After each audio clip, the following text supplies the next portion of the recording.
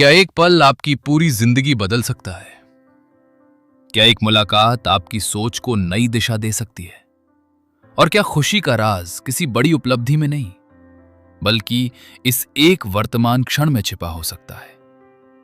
नमस्कार और स्वागत है आपका हिंदी ऑडियो बुक में। आज हम शुरू कर रहे हैं द बुक ऑफ इचिगो, इची की खूबसूरत यात्रा। ये किताब हमें जापान की एक गहरी और जीवन बदल देने वाली फिलॉसफी से परिचित कराती है, जो कहती है कि हर पल अनोखा है, हर मुलाकात खास है, और जो क्षण अभी हमारे पास है वो दोबारा कभी बिल्कुल वैसा नहीं लौटेगा। अक्सर हम बीते हुए कल की यादों में या आने वाले कल की चिंताओं में खो जाते हैं और इसी वजह से आज को जीना भूल जाते हैं। ये किताब हमें सिखाती है कि जीवन की सबसे बड़ी खुशी वर्तमान क्षण में मौजूद है। इस ऑडियो बुक में आप सीखेंगे कि कैसे हर दिन को ज्यादा मीनिंगफुल बनाया जाए, कैसे छोटी छोटी बातों में खुशी खोजी जाए, कैसे लोगों से गहरा जुड़ाव महसूस किया जाए और कैसे अपने जीवन को अधिक शांत, संतुलित और खुशहाल बनाया जाए।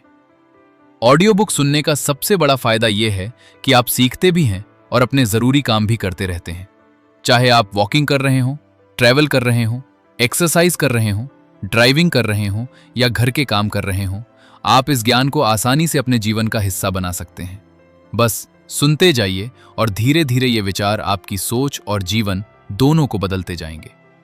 हिंदी ऑडियो बुक परिवार से जुड़ने वाले सभी श्रोताओं का दिल से धन्यवाद। आप देश के किसी बड़े शहर से हों, किसी छोटे कस्बे से हों या दुनिया के किसी भी कोने से, हमें खुशी है कि आप इस सीखने की यात्रा का हिस्सा हैं। हमें कमेंट्स में जरूर बताइए कि आप कहां से सुन रहे हैं। अब अपने मन को शांत कीजिए और तैयार हो जाइए एक ऐसी यात्रा के लिए जो आपको हर पल की असली कीमत समझाएगी। तो चलिए शुरू करते हैं chapter wise. Chapter 1, kaika and मनकाई।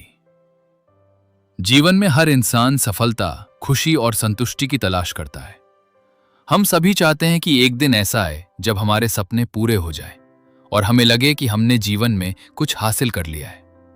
लेकिन जापानी दर्शन हमें एक अलग दृष्टिकोण देता है। काइका और मनकाई का अर्थ केवल फूलों के खिलने से नहीं है, बल्कि हमारे जीवन की यात्रा से भी है।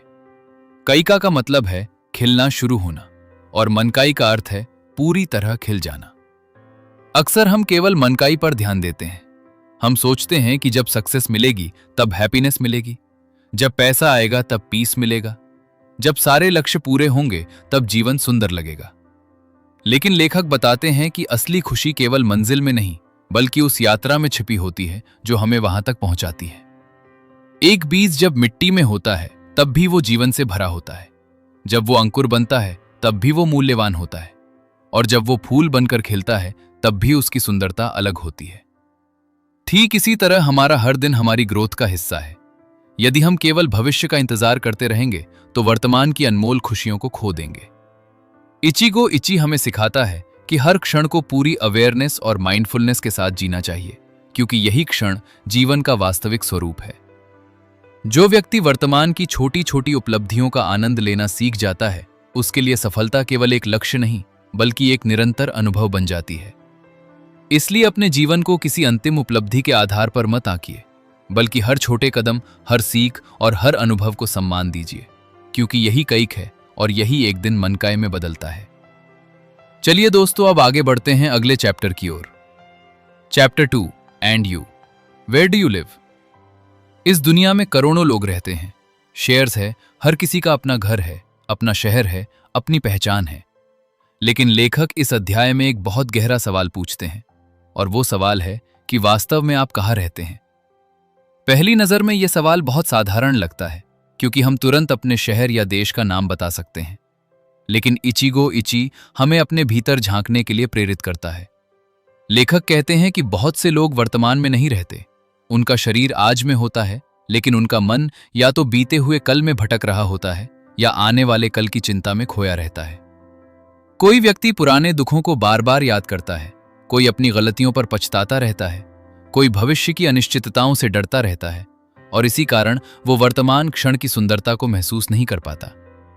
जब हमारा मन लगातार अतीत और भविष्य के बीच घूमता रहता है, तब हम जीवन के सबसे मूल्यवान खजाने को खो देते हैं, और वो है प्रेजेंट मोमेंट। जापानी ज्ञान कहता है कि जीवन हमेशा अभी में घटित होता है, न कल में, ना आने वाले समय में। केवल इसी क्षण में हम सांस ले रहे हैं, इसी क्षण में हम सीख रहे हैं, इसी क्षण में हम प्रेम कर सकते हैं और इसी क्षण में हम खुशी महसूस कर सकते हैं।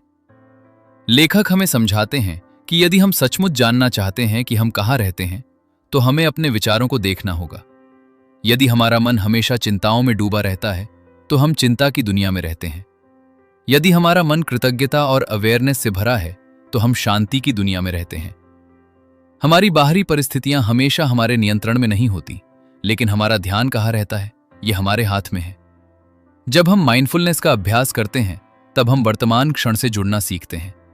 हम अपने आस-पास की आवाजों को सुनते हैं, हम अपनी सांसों को महसूस करते हैं, हम अपने प्रियजनों की उपस्थिति को महत्व देते हैं और धीरे धीरे हमें एहसास होने लगता है कि जीवन किसी दूर की मंजिल में नहीं, बल्कि अभी इसी पल में मौजूद है। लेखक एक महत्वपूर्ण बात बताते हैं कि खुशी कोई ऐसी चीज नहीं है जो भविष्य में हमारा इंतजार कर रही है। खुशी एक अभ्यास है जिसे हम अभी इसी क्षण में अनुभव कर सकते हैं। जब हम पूरी जागरूकता के साथ जीते हैं, तब साधारण क्षण भी असाधारण बन जाते हैं। एक कप चाय पीना, एक दोस्त से बात करना, सुबह की हवा को महसूस करना या किसी प्रियजन की मुस्कान देखना, ये सभी अनुभव जीवन की सच्ची संपत्ति बन जाते हैं। इसलिए खुद से पूछिए कि आप वास्तव में कहाँ रहते हैं। क्या आप अतीत में रहते हैं? क्या आप भविष्य में रहते हैं? या आप इस अनमोल वर्तमान क्षण में रहते हैं? क्योंकि जहां आपका ध्यान रहता है, वहीं आपका जीवन भी रहता है। और जब आप वर्तमान में रहना सीख जाते हैं, तब आपको पीस, हैप्पीनेस और मीनिंग तीनों एक साथ मिलने लगते हैं। चलिए दोस्तों, अब आगे बढ़ते हैं अगले चैप्टर की ओर। Chapter 3, sensations. हम अपने जीवन का अधिकांश समय भागदौड़ में बिताते हैं। हम जल्दी में उठते हैं, जल्दी में खाते हैं, जल्दी में काम करते हैं और जल्दी में सो जाते हैं। इस निरंतर दौड़ के बीच हम उन अनुभवों को महसूस करना भूल जाते हैं जो वास्तव में जीवन को सुंदर बनाते हैं। लेखक इस अध्याय में सेंसेशंस की बात करते हैं, जो ज़ेन और सेंसेशंस शब्दों का एक सुंदर मेल है। इसका अर्थ है अपनी इंद्रियों के माध्यम से वर्तमान क्षण को पूरी जागरूकता के साथ अनुभव करना। जब हम किसी फूल की खुशबू को सचमुच महसूस करते हैं, जब हम पक्षियों की आवाज को ध्यान से सुनते हैं, जब हम हवा के हल्के स्पर्श को महसूस करते हैं, तब हम जीवन के साथ गहराई से जुड़ने लगते हैं। आधुनिक जीवन ने हमें इतना व्यस्त बना दिया है कि हम अक्सर अपने आसपास मौजूद सुंदरता को देख ही नहीं पाते। हम किसी जगह पर मौजूद होते हैं, लेकिन हमारा मन कहीं और होता है। यही कारण है कि बहुत से लोग सब कुछ होने के बाद भी भीतर से खाली महसूस करते हैं। लेखक बताते हैं कि सच्ची खुशी किसी बड़ी उपलब्धि में नहीं, बल्कि उन छोटे छोटे अनुभवों में छिपी होती है, जिन्हें हम अक्सर नजरअंदाज कर देते हैं। एक कप चाय की गर्माहट, सुबह की धूप की कोमलता, बारिश की बूंदों की आवाज या किसी प्रिय व्यक्ति की मुस्कान, ये सभी जीवन के अनमोल उपहार हैं, लेकिन इन्हें महसूस करने के लिए अवेयरनेस की आवश्यकता होती है। जब हम माइंडफुलनेस के साथ जीते हैं, तब हमारी इंद्रियां फिर से जीवंत होने लगती हैं। हम हर क्षण में कुछ नया खोजने लगते हैं और धीरे धीरे हमें एहसास होता है कि जीवन पहले से कहीं अधिक समृद्ध और सुंदर है। सेंसेशंस हमें सिखाता है कि वर्तमान क्षण केवल देखने की चीज नहीं है, बल्कि उसे महसूस करने की कला भी है। और जो व्यक्ति इस कला को सीख लेता है, उसके लिए साधारण दिन भी असाधारण अनुभव में बदल जाते हैं। चलिए दोस्तों, अब आगे बढ़ते हैं अगले चैप्टर की ओर। चैप्टर 4, दुख एंड मोनो नो अवेयर। जीवन में सुख है तो दुख भी है, मिलन है तो बिछड़ना भी है, शुरुआत है तो अंत भी है। यही जीवन का स्वभाव है। लेकिन हम में से अधिकांश लोग इस सच्चाई को स्वीकार नहीं करना चाहते।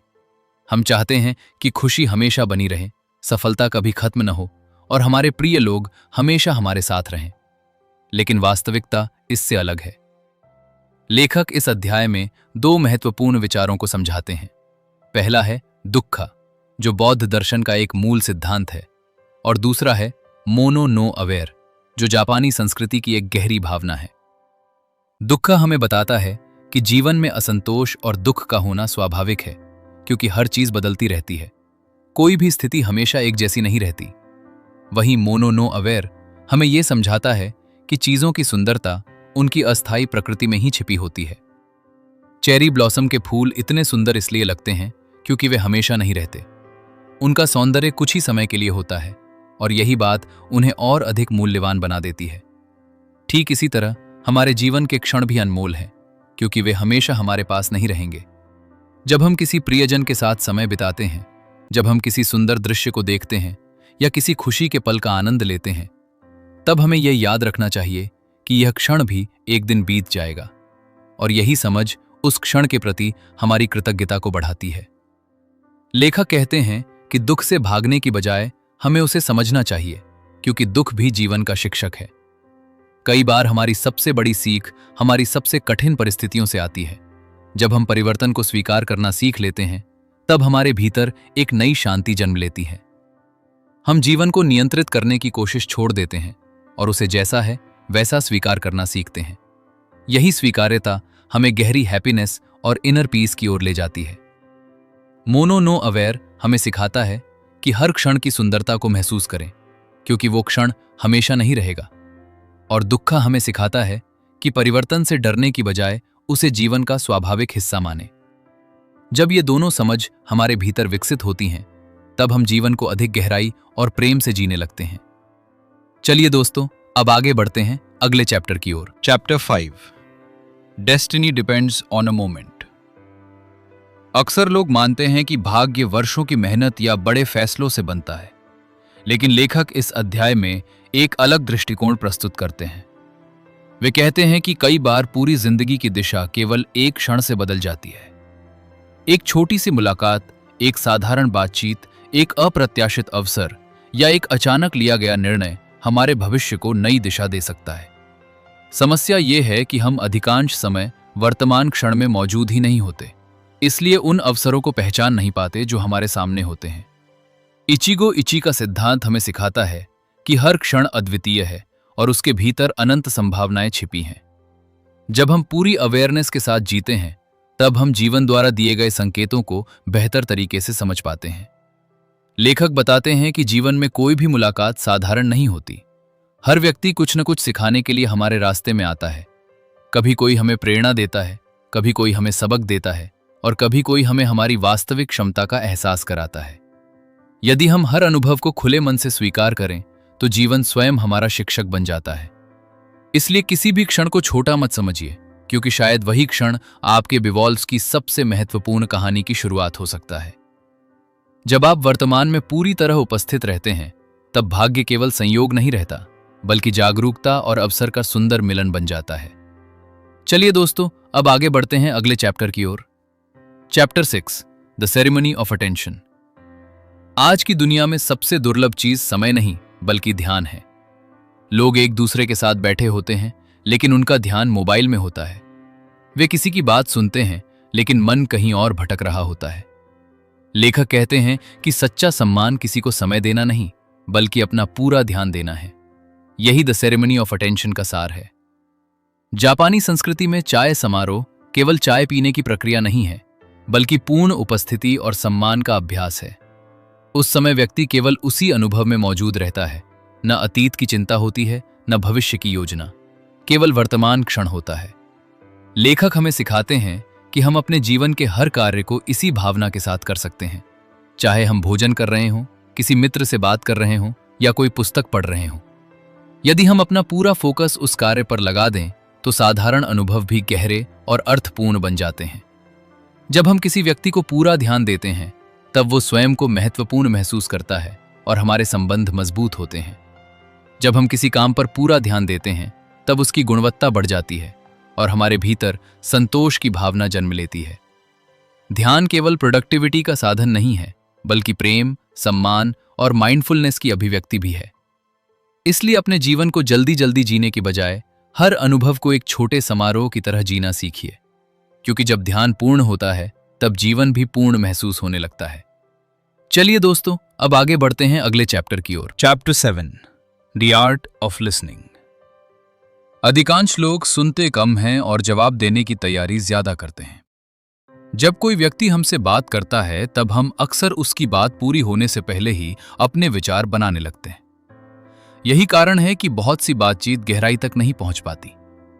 लेखक बताते हैं कि सुनना केवल कानों का काम नहीं है, बल्कि पूरे मन और हृदय की उपस्थिति की मांग करता है। द आर्ट ऑफ लिसनिंग हमें सिखाती है कि किसी व्यक्ति को सचमुच सुनना उसके प्रति सम्मान और प्रेम व्यक्त करने का सबसे सुंदर तरीका है। जब हम बिना बीच में टोके, बिना निर्णय किए और बिना अपनी राय थोपे किसी की बात सुनते हैं, तब वो व्यक्ति स्वयं को समझा हुआ महसूस करता है। आज के समय में बहुत से लोग सलाह नहीं बल्कि समझे जाने की इच्छा रखते हैं। लेखक कहते हैं कि गहरी सुनने की क्षमता हमारे रिश्तों को बदल सकती है, क्योंकि जब लोग महसूस करते हैं कि उनकी बातों को महत्व दिया जा रहा है, तब विश्वास मजबूत होता है। लिसनिंग केवल शब्दों को सुनना नहीं है, बल्कि भावनाओं को समझना भी है। कई बार व्यक्ति जो कह रहा होता है, उससे अधिक महत्वपूर्ण वो होता है जो वो कह नहीं पा रहा होता है। जब हम पूरी अवेयरनेस के साथ सुनते हैं, तब हम दूसरों के अनुभवों से सीखते हैं और अपने भीतर करुणा विकसित करते हैं। सुनना एक ऐसा उपहार है जिसके लिए किसी धन की आवश्यकता नहीं होती, लेकिन इसका मूल्य अनमोल होता है। इसलिए अगली बार जब कोई आपसे बात करे तो केवल सुनिए, क्योंकि शायद वही क्षण किसी के जीवन में सबसे महत्वपूर्ण अनुभव बन जाए। चलिए दोस्तों, अब आगे बढ़ते हैं अगले चैप्टर की ओर। Chapter 8, the art of looking. हम हर दिन हजारों चीजों को देखते हैं, लेकिन वास्तव में बहुत कम चीजों को ध्यान से देखते हैं। हमारी आंखें खुली होती हैं, लेकिन अवेयरनेस अक्सर सोई रहती है। लेखक इस अध्याय में बताते हैं कि देखने और सचमुच देखने में बहुत बड़ा अंतर है। जब हम किसी दृश्य को केवल नजर से देखते हैं तो हम उसकी सतह तक पहुंचते हैं, लेकिन जब हम उसे ध्यान और संवेदनशीलता के साथ देखते हैं, तब हम उसकी गहराई को महसूस करने लगते हैं। एक पेड़ केवल पेड़ नहीं रह जाता, वो प्रकृति की जीवंत अभिव्यक्ति बन जाता है। एक मुस्कान केवल चेहरे की अभिव्यक्ति नहीं रहती, बल्कि किसी के मन की स्थिति का संदेश बन जाती है। लेखक कहते हैं कि वर्तमान क्षण की सुंदरता को देखने के लिए हमें अपनी दृष्टि को धीमा करना होगा। जब हम जल्दी में होते हैं, तब जीवन की बहुत सी खूबसूरत बातें हमारी नजरों से छूट जाती हैं। लेकिन जब हम रुक कर देखते हैं, तब हमें एहसास होता है कि साधारण क्षणों में भी असाधारण सुंदरता छिपी है। द आर्ट ऑफ लुकिंग हमें सिखाती है कि जीवन को जिज्ञासा और आश्चर्य के साथ देखना चाहिए, जैसे एक बच्चा दुनिया को देखता है। हर दिन कुछ नया देखने की कोशिश कीजिए। किसी फूल की बनावट, किसी बादल का आकार, किसी चेहरे की मुस्कान या सूर्यास्त के रंगों को ध्यान से देखिए। धीरे धीरे आपका मन वर्तमान क्षण से जुड़ने लगेगा और जीवन अधिक जीवंत, अधिक समृद्ध और अधिक अर्थपूर्ण महसूस होगा। क्योंकि जो व्यक्ति सचमुच देखना सीख जाता है, वो हर दिन जीवन के नए चमत्कार खोज लेता है। चलिए दोस्तों, अब आगे बढ़ते हैं अगले चैप्टर की ओर। Chapter 9, the art of touching. हम अपने जीवन में अनगिनत चीजों को छूते हैं, लेकिन बहुत कम बार उन्हें वास्तव में महसूस करते हैं। हमारी उंगलियां वस्तुओं को स्पर्श करती हैं, लेकिन हमारा ध्यान कहीं और होता है। लेखक इस अध्याय में बताते हैं कि स्पर्श केवल शरीर का अनुभव नहीं है, बल्कि ये हमारे मन और आत्मा को भी वर्तमान क्षण से जोड़ने का एक शक्तिशाली माध्यम है। जब एक बच्चा अपनी मां का हाथ पकड़ता है तो उसे सुरक्षा महसूस होती है। जब कोई मित्र हमारे कंधे पर हाथ रखता है तो हमें अपनापन महसूस होता है। जब हम किसी प्रियजन को गले लगाते हैं तो बिना शब्दों के भी भावनाएं व्यक्त हो जाती हैं। यही स्पर्श की शक्ति है। आधुनिक जीवन में लोग पहले से अधिक जुड़े हुए दिखाई देते हैं, लेकिन भीतर से पहले से अधिक अकेले हैं। क्योंकि टेक्नोलॉजी ने संवाद को आसान बनाया है, लेकिन मानवीय स्पर्श को कम कर दिया है। लेखक कहते हैं कि हमें फिर से स्पर्श की संवेदनशीलता को जागृत करना होगा। जब आप किसी पेड़ की छाल को महसूस करते हैं, जब आप मिट्टी को अपने हाथों में लेते हैं, जब आप बारिश की बूंदों को अपनी त्वचा पर महसूस करते हैं, तब आप प्रकृति के साथ एक गहरा संबंध अनुभव करते हैं। स्पर्श हमें याद दिलाता है कि हम जीवित हैं, हम इस दुनिया का हिस्सा हैं और हम वर्तमान क्षण में मौजूद हैं। माइंडफुलनेस का अर्थ केवल देखना और सुनना नहीं, बल्कि महसूस करना भी है। जब हम अपने आसपास की दुनिया को पूरे ध्यान से छूते हैं, तब जीवन अधिक वास्तविक और अधिक जीवंत लगने लगता है। लेखक हमें सिखाते हैं कि अगली बार जब आप किसी प्रिय व्यक्ति का हाथ थामें, तो केवल स्पर्श मत कीजिए, बल्कि उस क्षण की गर्माहट और भावनाओं को भी महसूस कीजिए, क्योंकि यही छोटे अनुभव जीवन को गहराई और अर्थ प्रदान करते हैं। चलिए दोस्तों, अब आगे बढ़ते हैं अगले चैप्टर की ओर। Chapter 10, the art of tasting. आज की तेज रफ्तार दुनिया में भोजन भी एक जल्दबाजी का काम बन गया है। लोग खाते समय मोबाइल देखते हैं, टीवी देखते हैं या किसी और काम में व्यस्त रहते हैं। परिणाम यह होता है कि भोजन पेट तक तो पहुंच जाता है, लेकिन उसका अनुभव हमारे मन तक नहीं पहुंचता। लेखक इस अध्याय में बताते हैं कि स्वाद लेना केवल खाने की क्रिया नहीं है, बल्कि वर्तमान क्षण को जीने की एक कला है। जब हम धीरे धीरे भोजन करते हैं और उसके स्वाद, बनावट, सुगंध और तापमान को महसूस करते हैं, तब साधारण भोजन भी एक विशेष अनुभव बन जाता है। जापानी संस्कृति में भोजन को केवल शरीर की आवश्यकता नहीं माना जाता, बल्कि उसे सम्मान और कृतज्ञता के साथ ग्रहण किया जाता है। हर निवाले के पीछे प्रकृति की मेहनत, किसानों का श्रम और जीवन की अनेक प्रक्रियाएं जुड़ी होती हैं। इसलिए भोजन केवल खाना नहीं, बल्कि जीवन के उपहार को स्वीकार करना है। लेखक कहते हैं कि यदि हम माइंडफुलनेस के साथ भोजन करें, तो न केवल भोजन का आनंद बढ़ता है, बल्कि हमारा स्वास्थ्य भी बेहतर होता है, क्योंकि हम अपने शरीर की जरूरतों को अधिक अच्छी तरह समझ पाते हैं। स्वाद लेने की कला हमें धीमा होना सिखाती है। यह हमें बताती है कि जीवन की बहुत सी खुशियां किसी बड़ी उपलब्धि में नहीं, बल्कि छोटे छोटे अनुभवों में छिपी होती हैं। एक कप चाय का स्वाद, ताजे फलों की मिठास या घर के बने भोजन की सादगी भी हमें गहरी संतुष्टि दे सकती है। जब हम सचेत होकर स्वाद लेना सीख जाते हैं, तब हम केवल भोजन का नहीं, बल्कि जीवन का भी अधिक आनंद लेने लगते हैं। चलिए दोस्तों, अब आगे बढ़ते हैं अगले चैप्टर की ओर। Chapter 11, the art of smelling. हमारी स्मृतियों और भावनाओं से सबसे गहरा संबंध यदि किसी इंद्रिय का है, तो वो है हमारी सूंघने की क्षमता। एक छोटी सी खुशबू हमें वर्षों पुरानी यादों में ले जा सकती है। किसी फूल की महक बचपन की याद दिला सकती है। बारिश की मिट्टी की खुशबू हमें शांति का अनुभव करा सकती है। लेखक बताते हैं कि हम अक्सर अपनी इस अद्भुत क्षमता को नजरअंदाज कर देते हैं, क्योंकि हमारा ध्यान हमेशा कहीं और होता है। द आर्ट ऑफ स्मेलिंग हमें सिखाती है कि खुशबू भी वर्तमान क्षण तक पहुंचने का एक सुंदर मार्ग है। जब हम किसी सुगंध को ध्यान से महसूस करते हैं, तब हमारा मन स्वतः धीमा होने लगता है और हम वर्तमान में लौट आते हैं। जापानी संस्कृति में सुगंध का विशेष महत्व है। वहां खुशबू को केवल आनंद का साधन नहीं, बल्कि ध्यान और आत्मिक जागरूकता का माध्यम भी माना जाता है। लेखक कहते हैं कि जीवन की सुंदरता केवल उन चीजों में नहीं है जिन्हें हम देख सकते हैं, बल्कि उन अनुभवों में भी है जिन्हें हम महसूस कर सकते हैं। जब आप सुबह की ताजी हवा की खुशबू लेते हैं, जब आप किसी बगीचे में फूलों की सुगंध महसूस करते हैं, या जब आप बारिश के बाद धरती की महक को महसूस करते हैं, तब आप जीवन के साथ एक गहरा संबंध स्थापित करते हैं। ये अनुभव हमें याद दिलाते हैं कि खुशी हमेशा दूर नहीं होती, बल्कि हमारे आसपास मौजूद होती है। जरूरत केवल उसे महसूस करने की है। अवेयरनेस का अर्थ है जीवन के हर पहलू को खुले मन से स्वीकार करना, और सुगंध उस यात्रा का एक महत्वपूर्ण हिस्सा है जो हमें वर्तमान क्षण की ओर वापस ले जाती है। चलिए दोस्तों, अब आगे बढ़ते हैं अगले चैप्टर की ओर। Chapter 12, the art of parties. अधिकांश लोग किसी पार्टी को केवल मनोरंजन और सामाजिक मेलजोल का अवसर मानते हैं, लेकिन लेखक इस अध्याय में एक गहरा दृष्टिकोण प्रस्तुत करते हैं। वे कहते हैं कि हर मिलन एक अनोखा अनुभव है, जो फिर कभी बिल्कुल वैसा नहीं दोहराया जा सकता। यही इचिगो इचिए की भावना है। जब लोग एक साथ आते हैं, तो केवल शब्दों का आदान प्रदान नहीं होता, बल्कि ऊर्जा, भावनाएं, अनुभव और यादें भी साझा होती हैं। समस्या यह है कि अक्सर लोग किसी समारोह में मौजूद तो होते हैं, लेकिन उनका ध्यान कहीं और होता है। वे भविष्य की योजनाओं में खोए रहते हैं या अपने मोबाइल में व्यस्त रहते हैं, और इस कारण उस क्षण की वास्तविक सुंदरता को खो देते हैं। लेखक हमें सिखाते हैं कि किसी भी सामाजिक अवसर को पूर्ण जागरूकता के साथ जीना चाहिए। जब आप किसी व्यक्ति से बात करें, तो उसे पूरा ध्यान दें। जब आप हंसें, तो दिल से हंसें।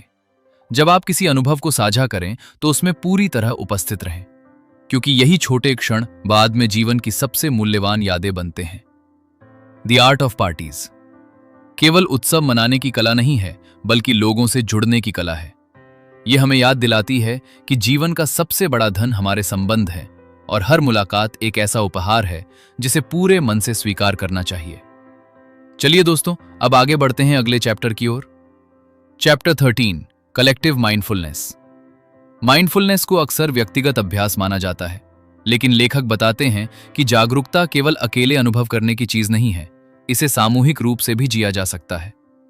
जब लोग एक साथ किसी उद्देश्य के साथ उपस्थित होते हैं, तब एक विशेष ऊर्जा का निर्माण होता है, जिसे कलेक्टिव माइंडफुलनेस कहा जा सकता है।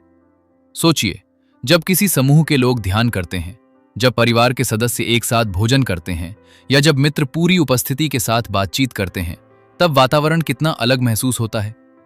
लेखक कहते हैं कि मनुष्य स्वभाव से सामाजिक प्राणी है और हमारी खुशी का एक बड़ा हिस्सा हमारे संबंधों से आता है। यदि हम अपने परिवार, मित्रों और समुदाय के साथ अधिक जागरूकता के साथ जुड़ें, तो हमारा जीवन अधिक संतुलित और संतोषपूर्ण बन सकता है। कलेक्टिव माइंडफुलनेस हमें सिखाती है कि दूसरों की उपस्थिति को महत्व दें, उनकी भावनाओं को समझें और अपने आसपास सकारात्मक ऊर्जा का निर्माण करें। जब एक व्यक्ति जागरूक होता है तो उसका प्रभाव सीमित हो सकता है, लेकिन जब कई लोग जागरूकता के साथ जीते हैं तो पूरा वातावरण बदल सकता है। यही कारण है कि प्रेम, करुणा, सम्मान और ध्यान केवल व्यक्तिगत गुण नहीं बल्कि सामाजिक परिवर्तन की शक्तियां भी हैं। लेखक हमें प्रेरित करते हैं कि हम केवल अपने लिए नहीं बल्कि दूसरों के साथ मिलकर भी वर्तमान क्षण को जीना सीखें, क्योंकि साझा की गई खुशी हमेशा अधिक गहरी और अधिक स्थायी होती है। चलिए दोस्तों, अब आगे बढ़ते हैं अगले चैप्टर की ओर। Chapter 14, returning to now. मन का स्वभाव भटकना है। कभी वो अतीत की यादों में चला जाता है, कभी भविष्य की चिंताओं में खो जाता है, और कई बार हम घंटों तक इस भटकाव को पहचान भी नहीं पाते। लेखक इस अध्याय में बताते हैं कि माइंडफुलनेस का उद्देश्य मन को रोकना नहीं बल्कि उसे बार बार वर्तमान क्षण में वापस लाना है। रिटर्निंग टू नाउ का अर्थ है हर बार जागरूक होकर यह महसूस करना कि जीवन अभी हो रहा है, इसी क्षण में हो रहा है।